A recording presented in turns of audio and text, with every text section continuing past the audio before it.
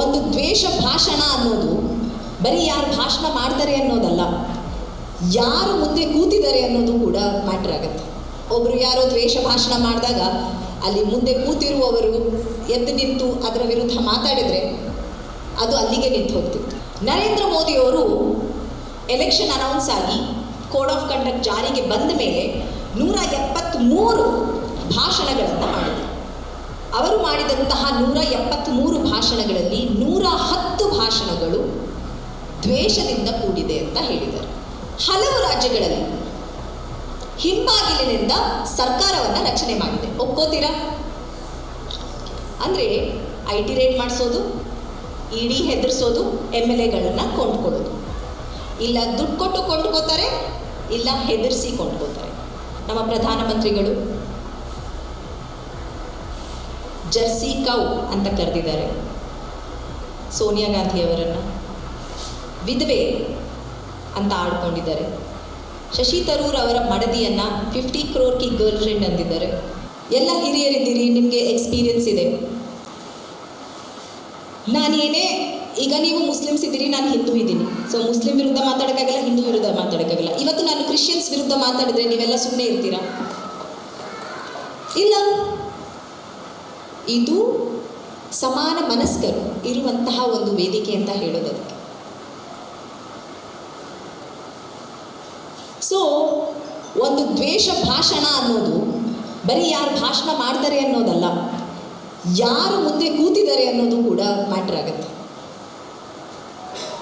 ಒಬ್ಬರು ಯಾರೋ ದ್ವೇಷ ಭಾಷಣ ಮಾಡಿದಾಗ ಅಲ್ಲಿ ಮುಂದೆ ಕೂತಿರುವವರು ಎದ್ದು ನಿಂತು ಅದರ ವಿರುದ್ಧ ಮಾತಾಡಿದರೆ ಅದು ಅಲ್ಲಿಗೆ ನಿಂತು ಹೋಗ್ತಿತ್ತು. ಇವಾಗ ಗ್ರೀಕ್ ಫಿಲಾಸಫರ್ ಅರಿಸ್ಟಾಟಲ್ ಅಂತ ಒಬ್ಬರು ತತ್ವಜ್ಞಾನಿ ಇದ್ದರು, ಗ್ರೀಕ್ ದೇಶದವರು.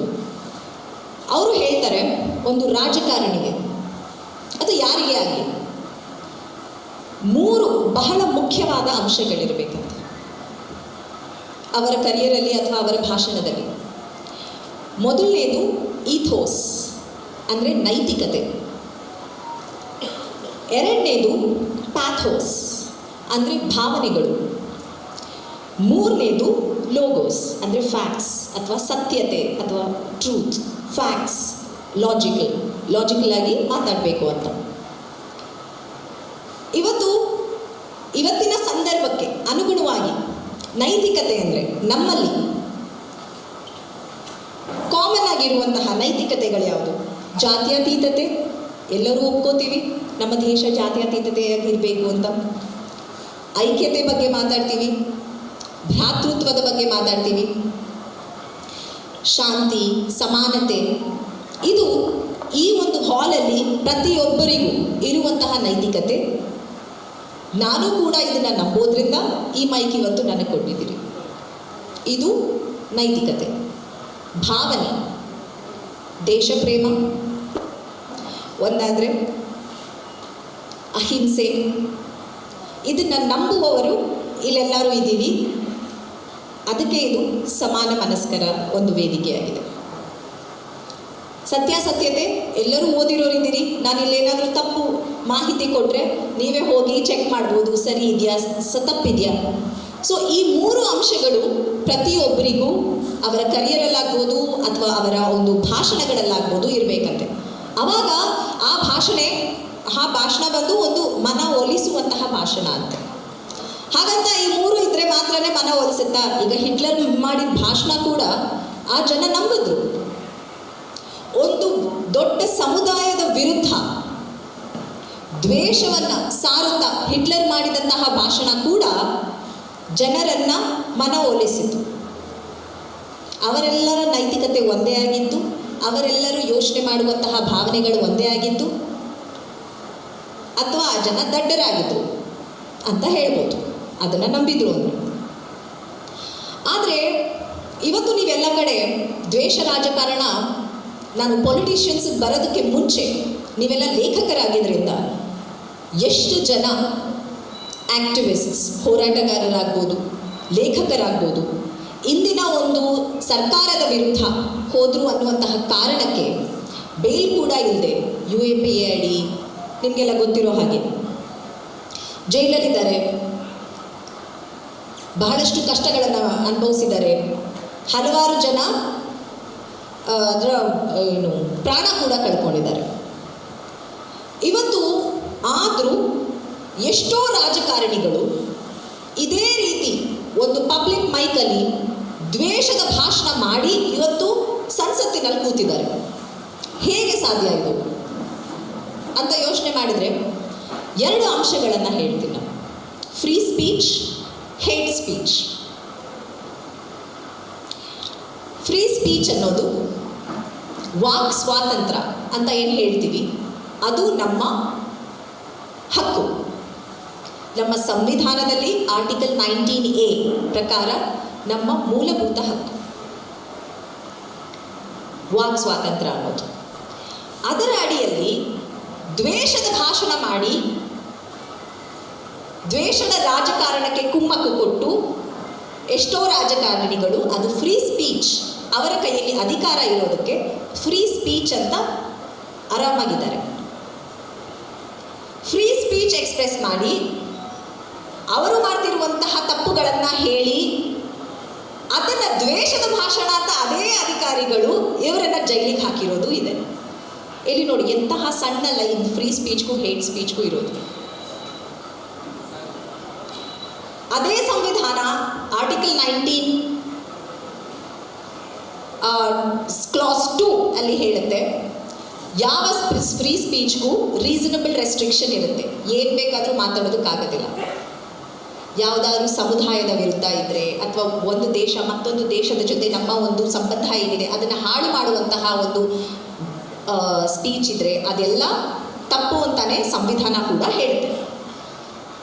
ಆದರೆ ಇಂತಹ ಭಾಷಣ, ನಾನೀಗ ರಾಜಕಾರಣಿಗಳಿಗೆ ಬರ್ತೀನಿ. ದ್ವೇಷದ ರಾಜಕಾರಣ ಹಲವಾರು ರೀತಿಯಿಂದ ನಡೀತಾ ಇದೆ. ಒಂದು ಮುಸ್ಲಿಮರ ವಿರುದ್ಧ, ಯಾಕೆಂದರೆ ಅವರೇ ಈ ದೇಶದಲ್ಲಿ ಮೈನಾರಿಟೀಸ್. ಇದು ಪ್ರತಿಯೊಂದು ದೇಶದಲ್ಲೂ ನಡೆಯುತ್ತೆ. ಆ ದೇಶದಲ್ಲಿ ಯಾರು ಮೈನಾರಿಟಿ ಇರ್ತಾರೆ ಅವ್ರ ವಿರುದ್ಧ ನಡೆಯುತ್ತೆ. ನಮ್ಮ ದೇಶದಲ್ಲಿ ಮೆಜಾರಿಟಿ ಇರುವಂತಹ ಮೈನಾರಿಟೀಸ್ ಬಂದು ಮುಸ್ಲಿಮ್ಸ್. ನಿಮಗೆಲ್ಲ ಗೊತ್ತಿರೋ ಹಾಗೆ ಈ ಒಂದು 2024ರಲ್ಲಿ ಎಲೆಕ್ಷನ್ ನಡೀತು ಸಂಸತ್ತಿಗೆ. ನರೇಂದ್ರ ಮೋದಿಯವರು ಎಲೆಕ್ಷನ್ ಅನೌನ್ಸ್ ಆಗಿ ಕೋಡ್ ಆಫ್ ಕಂಡಕ್ಟ್ ಜಾರಿಗೆ ಬಂದ ಮೇಲೆ 173 ಭಾಷಣಗಳನ್ನು ಮಾಡಿದರು. ಅದನ್ನು ಅಷ್ಟೂ ಭಾಷಣಗಳನ್ನು ವಾಷಿಂಗ್ಟನ್ DC-ಯಲ್ಲಿರುವಂತಹ ಒಂದು ಸಂಸ್ಥೆ ಆಲಿಸಿ ಅವರು ಮಾಡಿದಂತಹ 173 ಭಾಷಣಗಳಲ್ಲಿ 110 ಭಾಷಣಗಳು ದ್ವೇಷದಿಂದ ಕೂಡಿದೆ ಅಂತ ಹೇಳಿದರು. ಅದು ರೆಪ್ರೆಸೆಂಟೇಟಿವ್ ಆಫ್ ಪೀಪಲ್ಸ್ ಆ್ಯಕ್ಟ್ ಏನಿದೆ, ಎಲೆಕ್ಷನ್ಗಳನ್ನು ಏನು ಮ್ಯಾನೇಜ್ ಮಾಡುತ್ತೆ, ಅದರ ಪ್ರಕಾರ ಅವರು ಆ ರೂಲನ್ನು ವೈಲೇಟ್ ಮಾಡಿದ್ದಾರೆ ಅಂತಹ ಭಾಷಣ ಮಾಡಿ. ಆದರೂ ಎಲೆಕ್ಷನ್ ಕಮಿಷನ್ ಏನೂ ಮಾಡಿಲ್ಲ.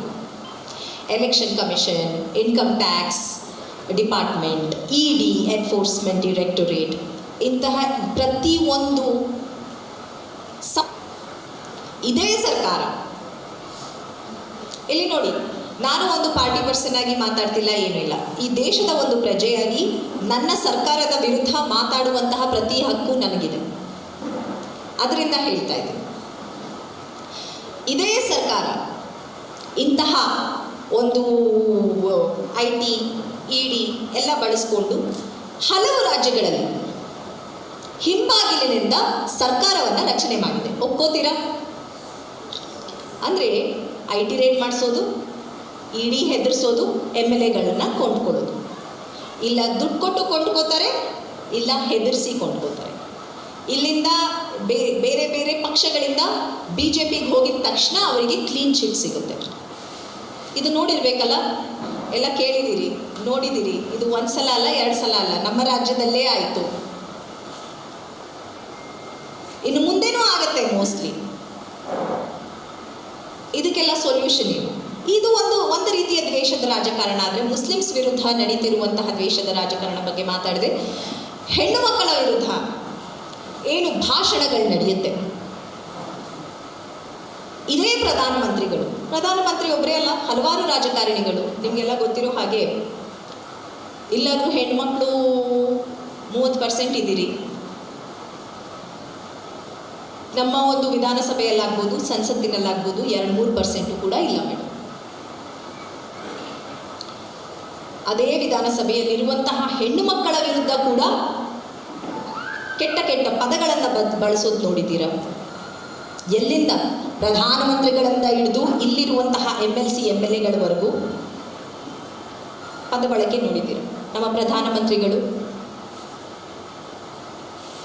ಜರ್ಸಿ ಕೌ ಅಂತ ಕರೆದಿದ್ದಾರೆ ಸೋನಿಯಾ ಗಾಂಧಿಯವರನ್ನು, ವಿಧವೆ ಅಂತ ಆಡ್ಕೊಂಡಿದ್ದಾರೆ. ಶಶಿ ತರೂರ್ ಅವರ ಮಡದಿಯನ್ನು 50 crore ಕಿ ಗರ್ಲ್ ಫ್ರೆಂಡ್ ಅಂದಿದ್ದಾರೆ. ಎಲ್ಲದಕ್ಕಿಂತ ನನಗೆ ತುಂಬ ಅವಮಾನ ಆಗೋದು, ನಮ್ಮ ಪ್ರಧಾನಮಂತ್ರಿ ಈ ಮಟ್ಟಕ್ಕೆ ಇಳಿದ್ರೆ ಅಂತ ಮಮತಾ ಬ್ಯಾನರ್ಜಿ ಅವರನ್ನು ಒಂದು ಸಲ ಹೀಗೆ ಭಾಷಣದಲ್ಲಿ, ಅವರಲ್ಲಿಲ್ಲ, ಮಮತಾ ಬ್ಯಾನರ್ಜಿಯವರು ಆ ಒಂದು ಸಭೆಯಲ್ಲಿಲ್ಲ, ಇವರ BJP ಭಾಷಣ ಅದು, ದೀದಿಯೋ ದೀದಿ ಅಂತೇನೋ ಕರೀತಾರೆ. ಇದು ನನಗೆ ಹೇಗೆ ಅನಿಸ್ತಂದರೆ, ಈ ಕಾಲೇಜ್ ಆಚೆ ಕಡೆ ಎಲ್ಲ ಕೆಲ್ಸಕ್ಕೆ ಬಾರ್ದು ಕಾಂಪೌಂಡ್ ಮೇಲೆ ಕೂತ್ಕೊಂಡು ಕ್ಯಾಟ್ ಕಾಲಿಂಗ್ ಮಾಡ್ತಾರಲ್ಲ, ಆ ಮಟ್ಟಕ್ಕೆ ಇಳಿದ್ರು ಅನಿಸ್ಬಿಡುತ್ತೆ. ಬಹಳ ಅವಮಾನ ಆಗುವಂಥ ಸ್ಥಿತಿ. ಯಾಕೆಂದರೆ ಇವೆಲ್ಲ ಒಂದು ಗ್ಲೋಬಲ್ ಲೆವೆಲಲ್ಲಿ ನ್ಯೂಸ್ ಮಾಡಿದಂತಹ ವಿಷಯಗಳು. ನಮ್ಮ ದೇಶದ ಪ್ರಧಾನಮಂತ್ರಿಗಳು ಇದುವರೆಗೂ ಇದ್ದವರು